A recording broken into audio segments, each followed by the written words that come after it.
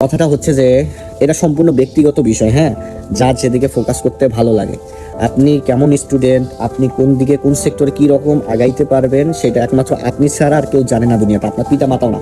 আপনার পিতামাতাও যদি কোনো ক্ষেত্রে, কোনো চাকরি ক্ষেত্রে বা কোনো সাবজেক্ট পড়াশোনার ক্ষেত্রে আপনাকে মনে করেন ম্যাজিস্ট্রেট করতে চায় বা আপনাকে ডাক্তার করতে চায় বা আপনাকে ইঞ্জিনিয়ার করতে চায়, তা আপনার এই যে যে সেক্টরেই করতে চায়, কিন্তু আপনি জানেন আপনি কোন সেক্টরে কি রকম ইমপ্রুভ করতে পারবেন। একটা নিজের উপর আত্মবিশ্বাস বলে কথা আছে না, তো আমি সেই আত্মবিশ্বাসের জায়গা থেকে আমি এদিকে চুজ করে নিচ্ছি। হ্যাঁ, আমাকে এদিকে এই কমফোর্ট জোন, এই জোনটা আমার কাছে কমফোর্ট মনে হয়, আমার প্রকৃতি নেচারের সাথে থাকতে ভালো লাগে, এই জন্য আমি এই সেক্টরটাকে চুজ করে নিচ্ছি। হ্যাঁ, এখন মূল কথা হচ্ছে ভাই, পুরুষ মানুষের জন্মইছেন।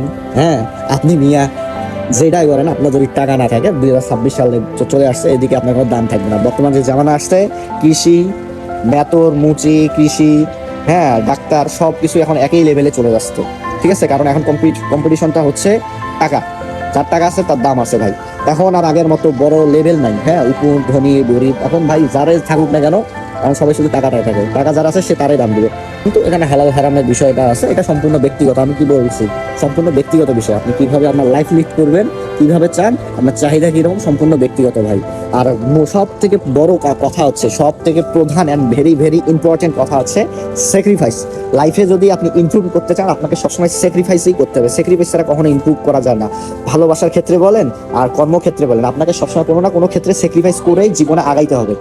স্যাক্রিফাইস ছাড়া কোনো কিছু হয় না। আপনি সবকিছু কখনোই পাবেন না। তাহলে দুনিয়াতে আজকে এত কর্মক্ষেত্র সৃষ্টি হইতো না, সবাই এক লেভেলেই থাকতো, এত লেভেল ভাগ হইতো না। আপনাকে যে কোনো একটা সেরে একটা ধরতে হবে। আর এখন আপনি কোনটা ধরে কোন ক্ষেত্রে আগাইতে চান সেটা আপনাকে বিবেচনা করতে হবে ভাই। এখন আপনি যদি মনে করেন আপনার পড়াশোনার বয়সে, যেটা আমি আমার জীবন থেকে অভিজ্ঞতা নিয়েছি, হ্যাঁ, তো আপনি যদি পড়াশোনার বিষয়ে বন্ধু বান্ধব আড্ডা দেন, তাহলে আপনার ভালো তেমন একটা সার্টিফিকেট আসবে না। আসলেও আপনার মাথায় মগজে ওই রকম মাল থাকবে না। মাল বলতে হচ্ছে জ্ঞানের কথা বলতেছি। শিক্ষার যে লেভেলটা থাকে, যে এক্সপিরিয়েন্সটা থাকে, ওই রকম থাকবে না। কোনো রকম খাতা মনে করেন নোটশিট পরে আপনি ভালো একটা সার্টিফিকেট নেবেন, কিন্তু আপনি যে একটা ব্রিলিয়ান্ট স্টুডেন্ট এরকম কখনো হইতে পারবেন না যদি গার্লফ্রেন্ড বয়ফ্রেন্ড চিল করে ধরেন, বাপের টাকায় ঘুরে বেড়ান। কারণ তখন আপনি এটা তখন বুঝতে পারবেন, আপনার যখন চাকরির বয়স আসবে, তখন আপনি এটা রিয়েলাইজ করতে পারেন। আপনি একটা দামি দামি বা পাবলিক ভার্সিটিতেও স্টুডেন্ট হইতে পারেন, দ্যাটস নট ম্যাটার ভাই। ঠিক আছে, আমার যতটুকু এক্সপিরিয়েন্স আছে আমি ওখান থেকে বলতেছি ভাই। আপনার ভালো লাগলে শুনেন, না শুনলে আপনি স্কুল করে যান। ঠিক আছে ভাই, তো আপনি যেই স্টুডেন্টে হন না কেন, যদি আপনার মগজ মাল না থাকে, যেটা আগেই বলছি ভাই, তা আপনি ভাই ইমপ্রুভ করতে পারেন না লাইফে।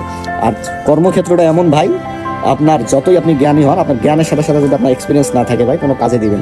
তো এই জন্য বয়স থাকতে ডিসিশনগুলো নিতে থাকবেন। আর যে সেক্টরে আগাবেন, ছোটবেলা থেকে ওইভাবে নিজেকে তৈরি করবেন ভাই। ঠিক আছে, আজ যাই করেন ওই সেক্টরটা বা ওই সেক্টর যদি ভালো থাকেন, আপনি যদি ডাক্তার হইতে চান, তাহলে ওই সেক্টরে আপনার মেন্টালিটি সম্পূর্ণ ফোকাস রেখে সবকিছু করেন, সমস্যা নেই, অনেকেই করে ভাই। আর আপনি যদি না পান ভাই, তাহলে বাপ মায়ের টাকা ধ্বংস করেন না, এটাই করবো। আগে থেকেই কোনো একটা কিছু শুরু করে দেন। আর বর্তমান যে অবস্থা, বর্তমান সামনে যে দিন আসতেছে, তো আপনার পড়াশোনার পাশাপাশি অবশ্যই আপনার কোনো না কোনো বিজনেসের সাথে রিলেটেড থাকবেন। আপনি আমার এই কথাটা, ছোট ভাইয়ের কথা বা বড় ভাইয়ের কথাটা একটু ধরেন। আপনারা যাদের 18 বছর হয়েছে, 18 বছর 16 17 বছর থেকে আপনারা কোনো একটা কাজের সাথে হোক, ফ্রিল্যান্সিং হোক, যে পেশায় হোক, বা কোনো কিছুর সাথে একটা রিলেটেড থাকিন। আর মানুষ বাকি 10 জন কি বলেন নাই, আমার এই ভাইয়ের কথাটা শুনেন। 18 বছর থেকে একদম ফিক্স, আপনারা জাস্ট শুরু করে দেন। দেখিয়ে না আপনার গ্রাজুয়েশন কমপ্লিট হইতে হইতে আপনি কোন জায়গার মধ্যে গিয়ে পৌঁছান, তখন এই ভাইয়ের কথাটা বলবেন। আমি যতটুকু বুঝতে পারছি, যতটুকু রিয়েলাইজ করতে পারছি, ওই জায়গা থেকে বলতেছি। তো আসসালামু আলাইকুম।